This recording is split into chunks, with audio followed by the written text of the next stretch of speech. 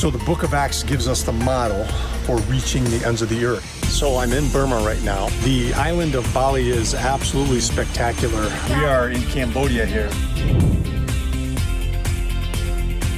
This is a beautiful family that lives in a village that we've done distributions with. In the Great Commission, let's remember Jesus said, go and make disciples of all nations.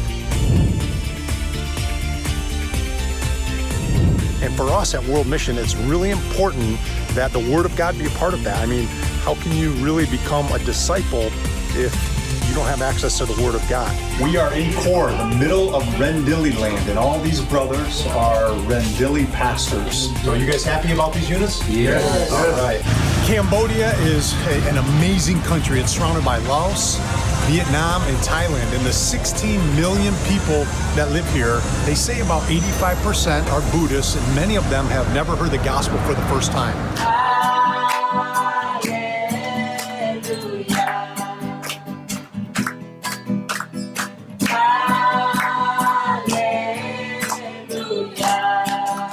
And hello and welcome to the Great Commission Update. I'm Rusty Humphries. He's Greg Kelley. He's the CEO of World Mission, and we sure appreciate you being here. New year, lots of new things going on. Greg, first of all, I know you're going on another mission in a few weeks. What do you got coming up? Yeah, great to see you, Rusty. I'm heading out to Africa again. So kind of my home away from home is East Africa. We do so much in northern Kenya, near the Somali border, South Sudan, kind of in that area. So I'll be there with some of our partners for a couple of days. And then from there, I'll be in Addis Ababa, which you know the capital. Addis country. Ababa. That sounds like a 50s song. Addis Ababa, ba, ba, ba, ba, ba, ba, ba. No, it's not. That's a fun one to say. Yeah. That is in Ethiopia. Okay. So just a little bit of Kenya. So I'll be heading up to Addis Ababa, spending a couple of days with our partners there. And then finally, I'll spend almost a week in Cairo. So we've got some real key partners there in Egypt representing all of North Africa. So I'm excited for it. It's always a fun place to go to. And when we go and meet with these partners, they represent so many different countries in all of Africa. So it'll be fun. So I'm actually a little worried about you on this trip. In the news, not a couple of days ago, you're going to hear this show a week or so later, but there is Middle Eastern troubles brewing. We hit an Iranian leader. Iraq is a problem. Now we've kind of stirred up a hornet's nest, and you're kind of going right there. Are you concerned as an American? I know you're a Christian first, but you are an American. You stick out like a sore thumb there. Does that concern you for your safety? You know, I mean, the places that we work, as you know, and our listeners from the Great Commission Update, World Mission is working in places where the gospel's never been.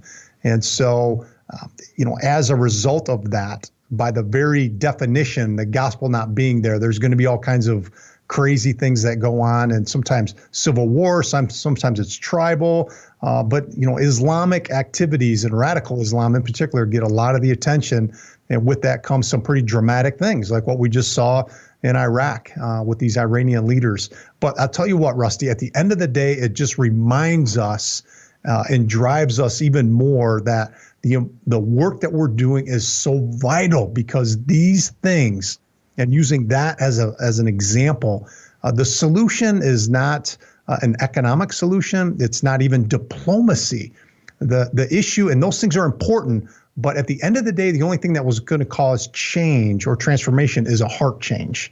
And human beings, people can't do that. It's only the gospel that can cause transformation, and that's what we do. So it reminds us even more about the importance of our work of getting the gospel in there, despite the dangers. But many people paid a pretty heavy price to get the gospel into these kind of places. I mean, the truth is, you're right. I mean, if we could get the world, following Christ more, we'd have a lot less problems. And that's a great goal, and I'm with you on it.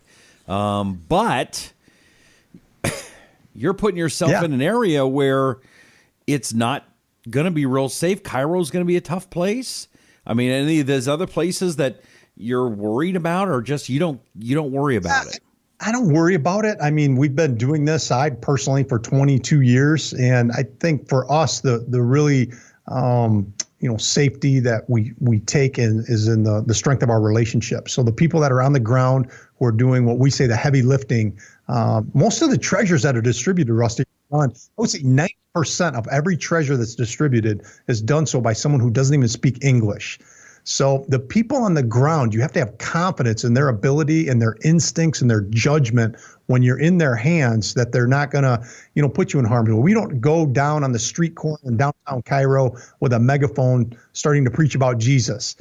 For our strategy is to the nationals that are on the ground, and that they, as they receive the gospel, then they're sharing the gospel in a very culturally appropriate way that translates better. It just connects better with people versus this American who's cavalier, who's running in there telling them about Jesus. That's not how we do things. Okay, because I'm guessing, I don't know the history of missionaries other than what was told in the Bible. I'm guessing that maybe that's kind of how they did it at first. Okay, we're the white guys and we're going to save you because we know Jesus, so come follow us. And then next thing you know, they're in a boiling pot someplace. I don't know. Do you know the history of that kind of stuff? So I think back we're going back, let's go 1600s, 1700s, when everywhere you would go, the gospel had never been before. So every single person who is a missionary is a trailblazer. They're going into there's no national leaders to really work with. And so when you're going in there, you are literally the first ones coming in with the gospel. And, some of the people that have been inspirations, even for us here in 2020 now, remain from the 1700s, like, for example, the Moravians. So the Moravians were really the first ones in the 1700s to really break away from the Church of England and to set up the first Protestant denomination. And you can imagine that riled some feathers at the time, and there was a lot of persecution as a result. But the Moravians, Rusty, were the ones who really were the pioneers, really, of global missions in a lot of ways. And there's one particular story about them. These two Moravian, these young guys, one guy name was Johann Dober and another David Nietzschmann. These are Germans, right? And this is in the 1700s, and they had heard about these African slaves that were in the West Indies. And they were told about these people, and they said, there's not a single Christian among them. There's no church. And these guys were brokenhearted by that. They said, well, someone's got to go.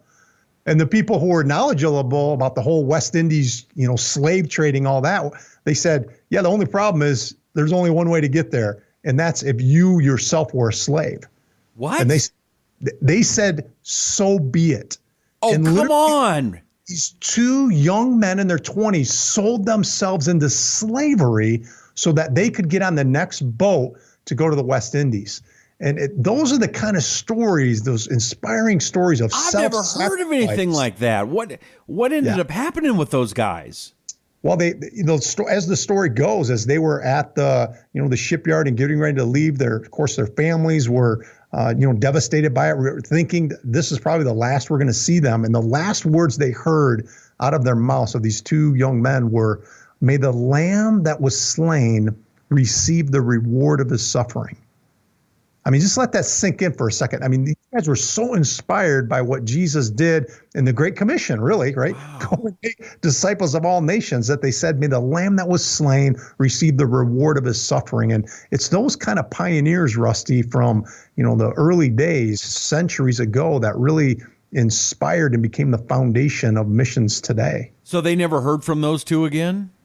They made it back, actually. They did. After years, they made it back.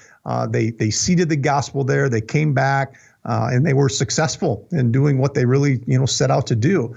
But the Moravians really have a really foundational seed, even for us today, even at World Mission, because, they went on. Here's the cool thing about it, Rusty, is that we look at life and the Great Commission through the lens of our own life, realizing what's important is that there's people that have gone before us, and there will people that will come after us.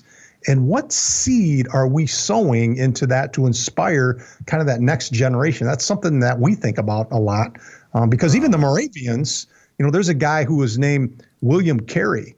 And William Carey, they say he's the father of modern missions. You know who he was inspired by? Who? The Moravians. Okay. So Right. So here's a guy who's a British Christian missionary from we're talking the early 1800s. And he goes on to go to India where there's hardly a single Christian known. And this guy by himself ends up translating about 7 different languages of the New Testament in India in just 40 years of serving there. And, there's stories about his wife almost dying. His 5-year-old son actually died of dysentery. It's crazy what the price that these people paid to go and share the gospel with the people. They don't speak their language. They don't look anything like them. But that was the early days of missions activity. And William Carey now, how'd you like that is on your tombstone? Wow. The father of modern missions. Wow. That's amazing. Now, are guys today having that kind of not only impact, but having to sacrifice that much? Again, we've talked about this before in the Great Commission, but not a lot of people know there's still slaves out there. Yes, there are. There are. And not like 1 or 2. There's a lot of slaves still in the continent of Africa. It still is happening today. And you're going into those areas, right? Well, yeah, Mauritania is probably the best example. There's thousands and thousands of slaves in the country of Mauritania, but there's so much more that goes on under the radar that's unknown about. Even the whole dowry system. There's tribes in the northern part of Kenya where I'll be going to that literally the objective of your life is to get married, of course, but then it's all about the dowry. So the family from your birth as a young lady, it's all setting you up so that the family gets 20, 30, 50, maybe 100 cows, depending on sort of your pedigree or your class standing in the clan. And that young woman is going to be essentially sold off to be a child bride of more than likely a guy who's already got 2, 3, 5. We've heard of instances of more than 100 wives. Wow. That's her life. That's her life. So, that's a form of slavery, right? When you think about it. So it's not the guy paying the family to get the girl. It's the girl's family paying the guy to take her off their hands? No. It's in the case of Africa, the male's family is paying the dowry. So they're the ones paying the cows, the goats, the male's paying for the female. The male is paying for the female. In India, it's just the opposite, where the female family is the one that pays the dowry. And so it's just this dowry system in some ways is a form of slavery because the family's inspiration or motivation, I should say, for marriage is not so much my daughter met such a wonderful man. They fell in love and they live happily ever after. They're getting paid, and I'm just curious, and this is my terrible curiosity. How much do you have to give to get somebody? You said it was different, but I just have no idea. Any idea what that is in American dollars? Well, if you talk about a cow, you're probably talking, for a full-grown cow, you're probably $250, $300. And in some instances, a dear friend of mine was just married, and this was a Christian wedding. So it doesn't it's a little bit different because there is an element of, hey, I love you and I want to spend the rest of my life with you. And in this case, the guy's in ministry. But nevertheless, the custom or the tradition trumps the fact that, it's just a Christian marriage. But hey, we still want some cows. Sure. And we still want some goats. So I don't know, I think he gave up like 20 cows and 6 camels and 100 goats or something like that. So did you ever kind of do the math in your head going, that cost him $5,000 or $10,000 or what? For the more expensive ones, you're probably in the neighborhood of $5,000. So in keeping in mind in that culture, that is a truckload of money. Right. So for us. In America, that's called a couple of dates. Yeah. But, wow. Wow.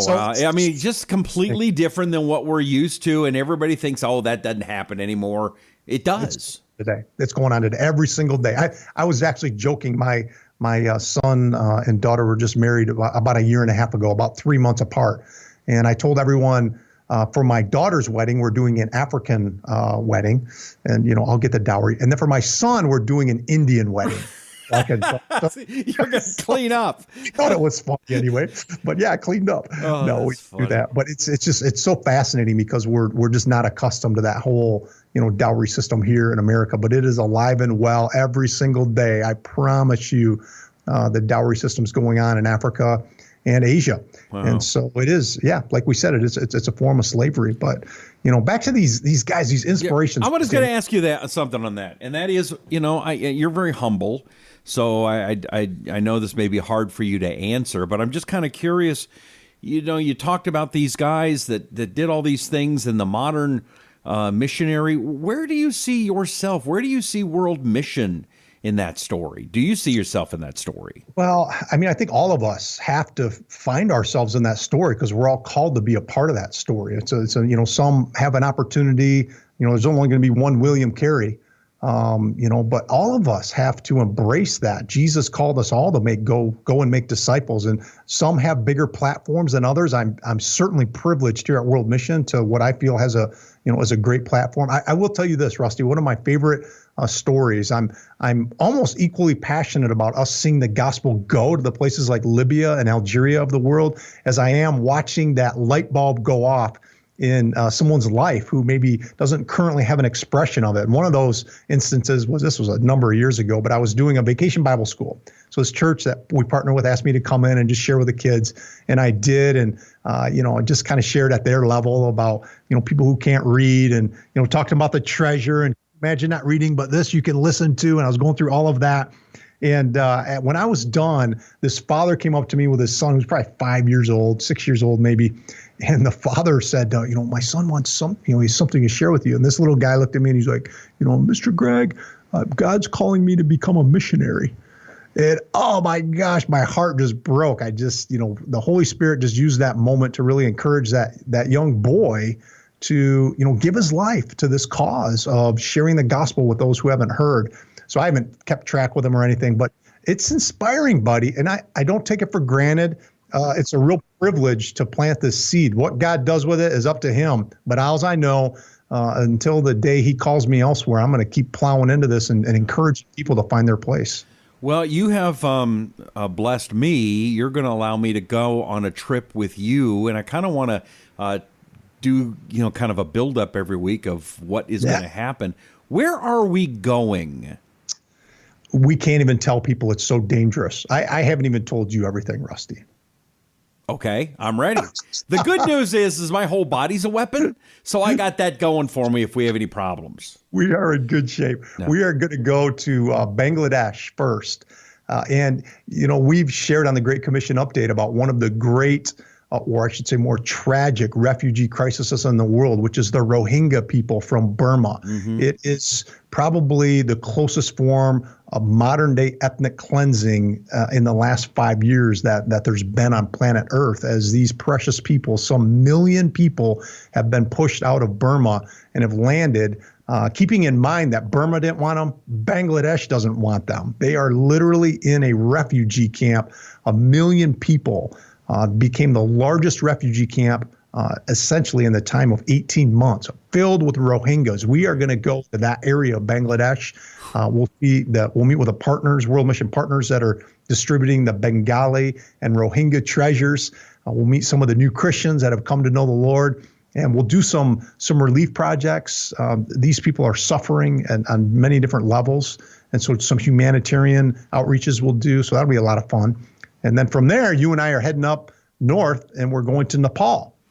And now this is what I said. So, Greg, so they sent me a list of the things that I need to bring. And it's not like you're going to a party. It's hiking boots and hiking sticks and huge backpacks and sleeping bags. And I go, are we hiking much? And he says, well, we are going up by Mount Everest Base Camp. It's like, you're kidding, right? No, so Mount Everest Base Camp? Seriously? It's a hike through the woods. No problem for you, Rusty. Yeah, you'll be good. Seriously, this sounds like a massive. I'm going to the gym and bringing my backpack and like practicing. That's good. Yeah, so one of our our leaders in Nepal, his tent making. All of our guys have some kind of a tent making initiative they do to help raise funds and blend into the community. And so he leads trek. And so he's been to base camp, Everest Base Camp, like 30 times. We're going to an area it's at about the same elevation, similar elevation in a different part of the Himalayas. But, and I've been there, so you'll be good, and pass by all kinds of villages. But the really cool part about this trip that Rusty and I will be on there is we'll have all of our India leaders with us. So we'll have like 5 of the World Mission National Partners representing India, and they will be journeying with us. We'll be fellowshipping, and we're just going to be trusting the Lord for the decade of 2020 and what God wants to do in this part of the world. I mean, it's amazing. I will say, though, as a fat guy, looking at you, you're in super good shape. Am I in big trouble? I mean, I am working. It's not just a New Year's resolution. I've been working on it a little bit, but I mean, that sounds rough, man. In all the times we've done this, we've only had one person who had to turn around and not make it. So I'm confident. Were they fatter than me? You'll be able to do it. I will throw you on my back if we need to. You are going to get there. Okay. You up. Wow. Well, Yeah. and the great thing for the audience is that we're going to be bringing the cameras and drones, and we are going to do shows from there and really bring this home. I think you're going to get a very good idea of what it's like to go to these places. Now, the other thing I've had is that a lot of those places aren't real friendly to cameras, and police officers like to take them. And so, that's, none of this is easy, right, Greg? This is a tough trip. No, I mean, I think Bangladesh is a place that's a little more in the refugee camps, Rusty, particularly a place like the Rohingya area where the statistics say they're 100% Muslim. Now, we know that's not true because even in our efforts, we've seen a number of Rohingya come to Christ and churches planted. But nevertheless, it's a majority Muslim area. So all the more sensitive.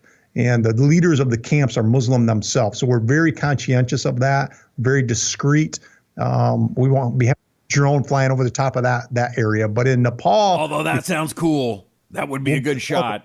It would be. Maybe if I go really high and they can't see it, maybe. Yeah, there you go. Maybe that's an idea. Or it'll be target practice for somebody with a good rifle, which would not be good. Exactly. Yeah. Exactly.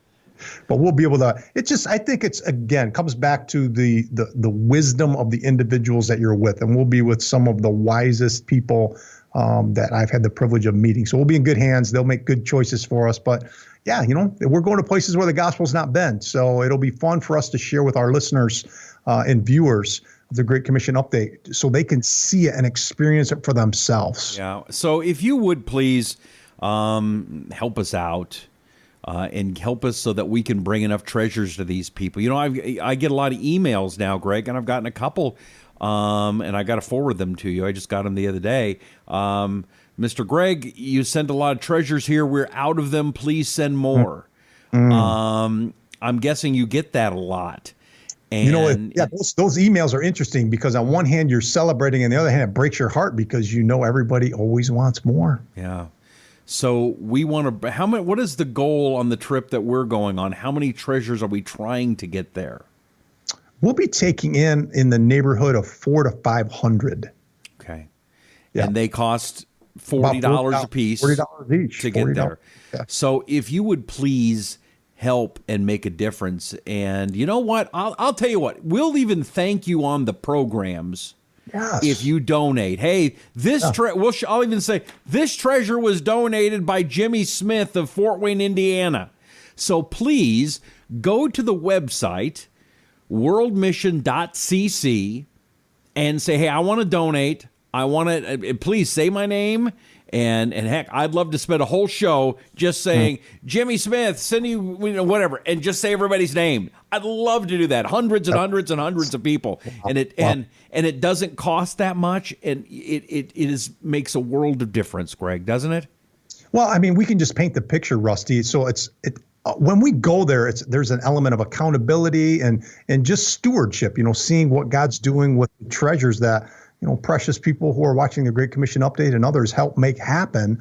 But the reality is that long after Rusty and I are gone from Bangladesh and Nepal, there will be a family, there will be, in some cases, an entire village listening to the treasure that you made happen months and months after we're gone. I mean, I can't imagine a cooler thing. Standpoint of, okay, $40 does that? Yeah, $40 does it. Your $40, God might use that treasure. And we hear this story all the time. So I'm not just sort of, dreaming pie in the sky.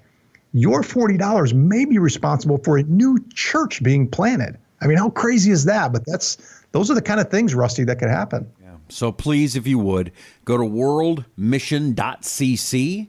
That's worldmission.cc, and help make a difference in the lives of hundreds, if not thousands of people. You can do that. So please, worldmission.cc. Greg, wrap it up if you would. And we're so thankful for you taking your time to listen and watch us today on the Great Commission Update. Do us a favor and share this with your friends and family. Encourage them. We want to, Rusty and I, when we do this, we want to encourage you. We want to edify you. Want to challenge you a little bit and make you maybe think about something you've never thought of before. But we want you to know you're a part of it. And we appreciate you so much for participating. We do. We thank you very much. Make sure you subscribe to the program, whether it's on Apple Podcasts, Google Podcasts, YouTube, The Range Broadcasting, whatever it is. Subscribe. Make sure you watch us each and every week. I'm Rusty Humphries. He's Greg Kelley. And this is the Great Commission Update.